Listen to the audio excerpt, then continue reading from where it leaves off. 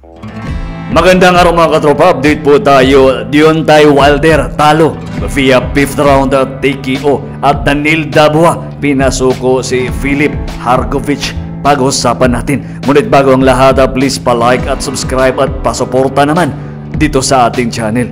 Sa naging bakbakan ni former WBC Heavyweight World Champion Deontay Wilder kontra dito kay former WBO Interim Heavyweight Champion na si Zhilei Zhang, sa nasabing bakbakan na talagang napakapalaban nitong si Zhang na kung saan hindi nito iniinda ang mga patama ni Deontay Wilder. Round 2 pa lang ng kanilang bakbakan is talagang nadadama na ni Wilder yung lakas ng kamao nitong si Zhang.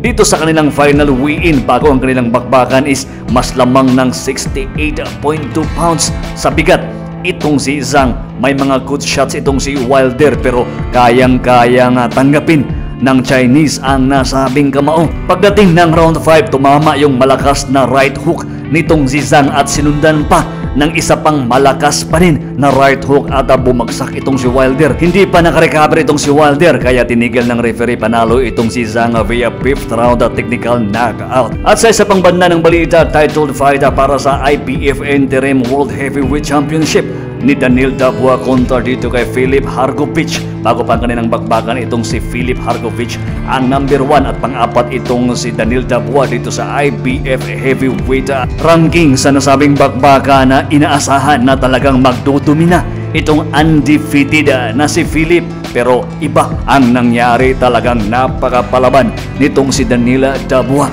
Bawat round is gustong tapusin ni Daniel Dubois itong si Hrgovic. Sa mga atake nito is talagang hindi iniinda ni Dubois yung mga counter punches nitong si Philip Hrgovic.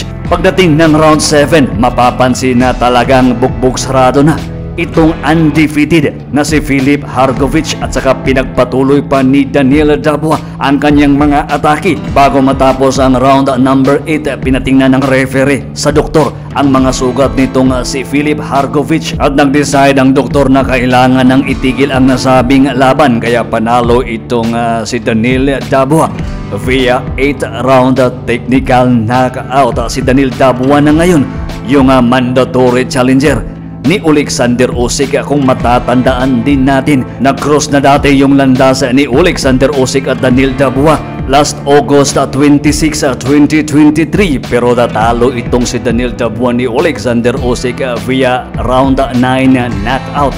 Ganong kalakas at ganong katibay itong current undisputed heavyweight world champion, pero may karapatan na itong si Dubois na labanan ulit itong si Usyk, pero kailangan pa daw ni Usyk ng rematch sa kanyang karibal na si Tyson Fury. Hanggang dito lang muna tayo sa ating update. Sa di pa nakapag-like at subscribe sa ating channel, please pasuporta naman. Hanggang sa muli, maraming salamat po.